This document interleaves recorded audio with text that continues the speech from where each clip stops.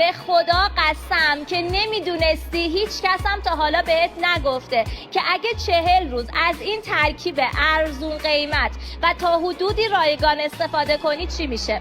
هفته اول تمام ریزش موهات قطع میشه و یه جوری موهات محکم میشه که هرچی هم بکشیشون حتی یه تارم از سر جدا نمیشه. هفته دوم تمام جاهای خالی سرت موهای ریز ریز شروع به رویش میکنه، جوری که دست بکشی کف سرت کاملا وجود موهای جدید رو حس میکنی. هفته سوم تار موهات به قدری ضخیم میشه که کاملا بقیه متوجه حجم گرفتن موهات میشن و دیگه موهات کف سرت نمیچسبه و خوب حالت میگیره. و اما هفته چهارم تا آخر عمرت هر روز توی آینه خودتو میبینی و از تغییراتی که این ترکیب برات ایجاد کرده شگفت زده میشی. جوری قویه این ترکیب که باید حواست باشه به بقیه جاهای صورتت نخوره، چون باعث رویش مو میشه.